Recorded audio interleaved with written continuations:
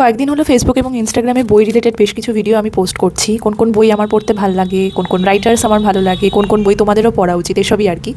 তো এই ভিডিওগুলো দেখে আমাকে অনেকে জিজ্ঞেস করেছে, তুমি কি বাংলা বই একদমই পড়ো না? তোমাকে সবসময় দেখি ইংরেজি বই পড়তে, তাহলে কি তোমার বাংলা বই পছন্দ নয়? না, এরকম কোনো ব্যাপার নয়। বাংলা বইটা আমার একটু কম পড়া হয় ঠিকই, কিন্তু যে ভাষায় কথা বলি সে ভাষার বই পড়বো না এতটা আহাম্মক আমি নই। বাংলা বই পড়ার ক্ষেত্রে আমি একটু চুজি, স্পেসিফিক কিছু রাইটারের লেখা আমার খুব মনের কাছের, খুব পছন্দের এবং আমি খুব এনজয় করে পড়ি।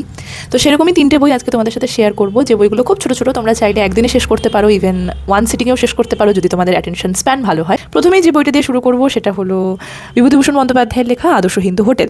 বিভূতিভূষণ বন্দ্যোপাধ্যায়কে চেনেন না এরকম লোকজন খুবই কম আছে। বিভূতিভূষণ বন্দ্যোপাধ্যায়ের প্রত্যেকটা লেখা আমার খুব পছন্দের, কিন্তু তা সত্ত্বেও যখন কোনো বই রেকমেন্ড করতে হয় আমি সবসময় এই বইটা দিয়ে স্টার্ট করি, কারণ খুব বিগিনার ফ্রেন্ডলি একটা বই।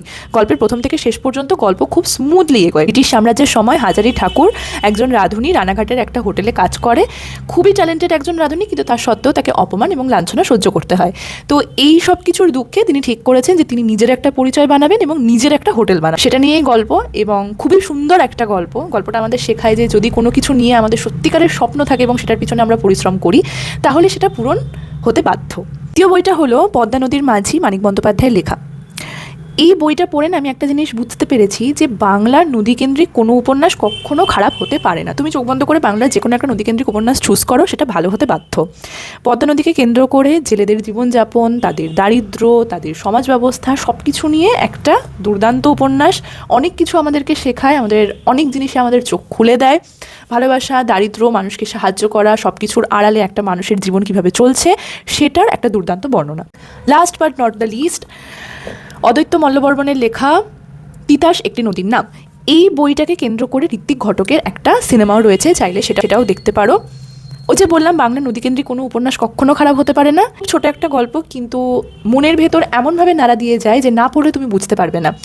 তিতাস নদীকে কেন্দ্র করে মালদের ওঠাপড়া, তাদের জীবনযাত্রা, তাদের দারিদ্র্য, তাদের বিভিন্ন সামাজিক রীতিনীতি, বিবাহ, বেড়ে ওঠা, সব কিছু নিয়ে একটা গল্প। 2টো পার্টে ডিভাইডেড। ফার্স্ট পার্টের মেন ক্যারেক্টার আলাদা, সেকেন্ড পার্টের মেন ক্যারেক্টার আলাদা, কিন্তু লেখক যেভাবে আমাদেরকে হুকড রাখে গল্পটার সাথে, যেভাবে 2টো পার্টকে কম্বাইন করে, দুর্দান্ত একটা গল্প।